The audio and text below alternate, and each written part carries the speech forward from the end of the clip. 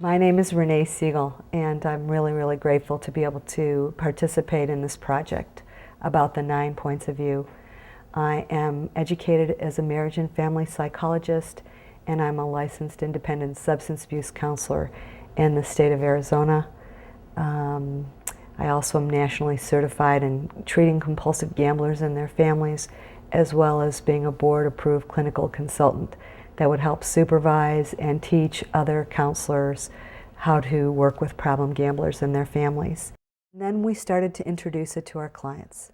And what we saw with our clients embracing the system was that no matter what particular methods we were using in treatment, whether they were process-oriented groups, whether we were doing 12-step work, whether we were doing cognitive behavioral therapy or body tapping, that knowing their point types and embracing who they were, where their character fixations are, or the fellowship would call it character defects that needed to be addressed, that just that understanding led to this magnificent self-forgiveness, the healing of the shame that is so associated with all the point types.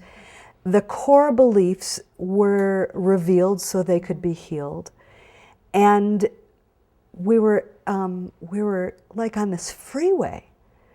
We were doing things with people and accomplishing therapeutic goals that would have normally taken 6 months to a year in a course of maybe 90 days, if they would be willing to do the work. And those that were unwilling to do the work were very clear when they aborted treatment and came back to treatment what was getting in their way. They would come back saying, I get that the 5 in me or the 3 in me or the 8 in me was getting in the way of me wanting to take a look at my next step.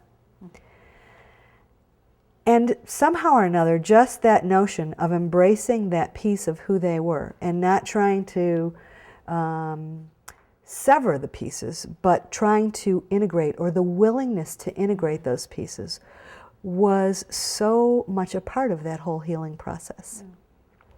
And then the families, of course, really benefited from that too. The people in the family systems that were willing to take a look at, that's how I'm hardwired.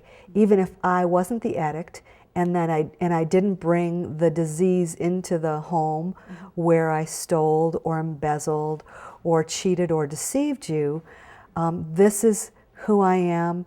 And by the way, you may want to take a look at, this is who you are in terms of how you interfaced with me in that process. And both of us have some work to do around that.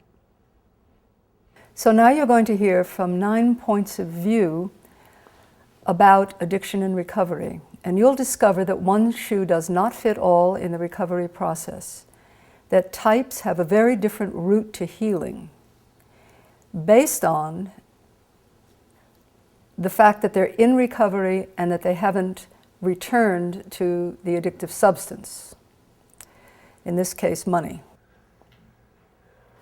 When each type recognizes their own character pattern, then the remediations and what the family can do to support become much more obvious. So get ready. You're going to see 9 perspectives on recovery, and you'll recognize immediately that one shoe does not fit all in terms of treatment.